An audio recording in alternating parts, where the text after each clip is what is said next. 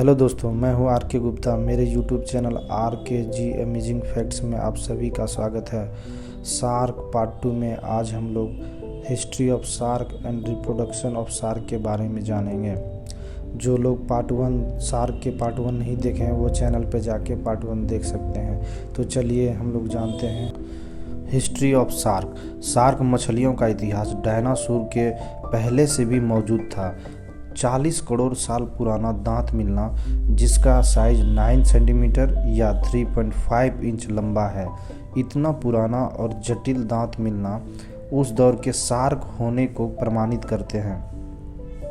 Shark की लगभग 530 प्रजातियां पाई जाती है। एक्सपर्ट का मानना है कि अभी भी पानी के अंदर गहन खोज होने पर यह संख्या बढ़ भी सकती है। जैसे कुछ प्रजातियों का नाम आप स्क्रीन पे देख रहे होंगे। कुछ नाम मैं बोल रहा हूँ, जैसे whale shark, tiger shark, hammerhead shark, great white shark, bull shark, nurse shark, lemon shark, blue shark, black tip shark, cat shark, angel shark, dwarf lantern shark, school shark, horn shark, ground shark इत्यादि। जब तमाम दूसरी प्रजातियां विलुप्त हो गई तब shark न सिर्फ बची रही बल्कि फलती फूलती रही। हालांकि शार्क के भी कई प्रजातियां समय के अनुसार विलुप्त होती चली जा रही है। जैसे कई सालों पहले विलुप्त हो चुकी मैक्लोडॉन शार्क मौजूदा शार्क से 3 गुना बड़ी थी। वैज्ञानिकों का मानना है कि आज के दौर के शार्क का आकार उस दौर के शार्क से छोटा मालूम पड़ता है। समुद्र के फूड चेन के हिसाब से शार्क का इतना दबदबा क्यों है? इसलिए है कि उसकी संरचना अद्भुत है। शार्क की बनावट समुद्र के जीवन शैली के अनुकूल एकदम परफेक्ट है। यह निर्जन क्षेत्रों में भी बची रह सकती है। इसके शरीर का ढांचा देखिए, इसमें कोई भी हड्डियां नहीं हैं। इसके शरीर का ढांचा हड्डियों से नहीं बल्कि लचीले पदार्थ का कंकाल यानी कार्टिलेज स्केलेटन का बना होता है। इसी वजह से शार्क बहुत फुर्तीली होती है। इसका वजन व्हेल के वजन से आधे से भी कम होती है।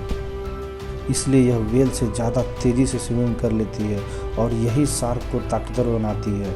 शार्क का शरीर ऐसा है कि कम ऊर्जा खर्च करते हुए वो आसानी से तैर लेती है। तैरते समय वो बहुत कम आवाज़ करती है। Reproduction of shark. शार्क में इंटरनल फर्टिलाइजेशन यानी आंतरिक निषेचन होता है। नर शार्क के पेल्विक पंख के पिछले हिस्से के नीचे इंट्रोमिटेंट ऑर्गन का जोड़ा होता है। उस ऑर्गन को क्लैस्पर्स कहते हैं। जैसे मैमल्स में मेल रिप्रोडक्टिव ऑर्गन होते हैं। शार्क इस इंट्रोमिटेंट ऑर्गन का उपयोग मादा शार्क में स्पर्म पहुंचाने के लिए करते हैं। छोटी शार्क के मुकाबले बड़ी शार्क में प्रजनन दर कम देखा गया है। मादा शार्क अपने बच्चे को जन्म देने और गर्भधारण के लिए 3 तरीके से प्रदर्शित करती है, जैसे ओविपेरुस, विविपेरुस, जिसमें ज़्यादातर मादा शार्क ओविपेरियस धारण करती है। जैसा कि आप लोगों में से बहुत लोग जानते होंगे कि ओविपेरुस मतलब वो जीव जो अंडे देती है, मतलब वैसा जीव जो बाहर अंडे देती है, फिर कुछ दिनों के बाद उस अंडे से उस जीव के बच्चे बाहर अंडे को तोड़ के निकलती है। बाहर निकलने के पहले तक इस जीव के बच्चे का पोषण और शरीर का विकास अंडे के अंदर ही पोषण मिलता रहता है और शरीर का विकास होता रहता है जब तक कि वो बाहरी वातावरण के अनुकूल ना हो जाए। अंडे देने वाली शार्क मछली की संख्या कम होती है।